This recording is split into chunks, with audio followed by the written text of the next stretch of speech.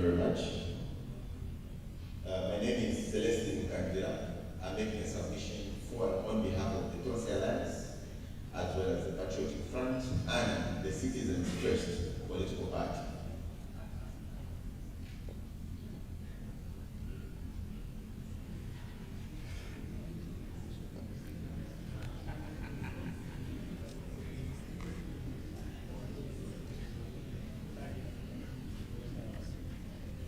This submission is made in response to a proposed amendment to the Electoral Process Act for consideration by the Electoral Commission of Zambia and the relevant authority.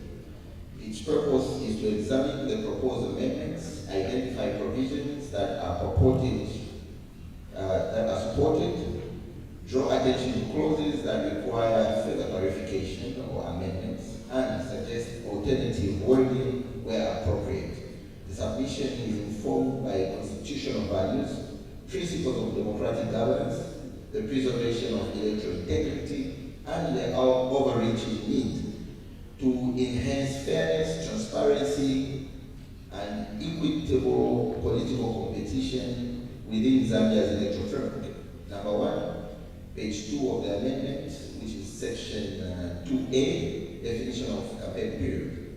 The proposed amendment is supported having regard to the limitations of the current definition, which defines the campaign period of 180 days preceding a general election. This restriction does not adequately account for elections which may occur outside the stipulated framework or time frame, thereby creating uncertainty in the application of the law.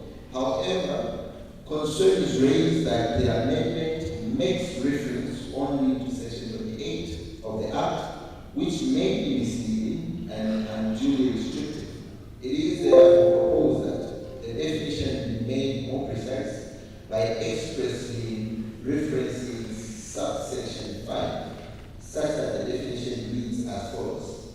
Campaign period means the period determined by the Commission in accordance with section 8V, which is 5. Number 2, page 2, insertion of definition of adoption certificate. The proposed definition of adoption certificate, which requires the document to be signed exclusively by the Secretary General of registered political party, is objected to. The provision has the effect of limiting political competition and undermining democratic participation, particularly by introducing what is commonly referred to as endogeneity, that is, the design of electoral rules that favors incumbency and reduces the entry of new or disadvantaged political parties. There may arise circumstances in which a Secretary General is incapacitated, unavailable, or deceased at a critical juncture in the electoral process, particularly where statutory timelines are fixed and non-extendable. In such circumstances, the political party would be unfairly disenfranchised. It is therefore proposed that the definition be broadened to allow the adoption certificate to be signed by any one of the following duly authorized office bearers of political parties: the President of a political party, the Secretary General of a political party, the Chairperson of elections. Consequently, it will be necessary to insert corresponding definitions for President of a political party and Chairperson for election of the political party. It is further proposed that a provision is included that clearly stipulates that the independent candidates do not require an adoption certificate, and provision of the signed adoption certificate does not apply. Very important. Page 3, definition of party list. The current definition, which includes phrase democratically determined, is problematic. The Act does not specify who determines whether a list is democratically constituted, thereby rendering the phrase ambiguous, vague, and potentially subject to arbitrary interpretation. It is therefore proposed that the word democratically be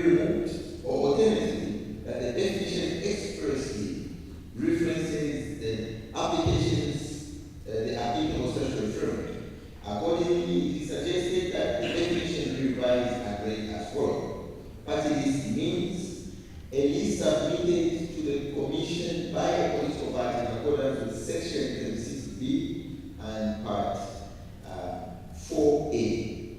The definition as a whole requires reconsideration by clearly articulate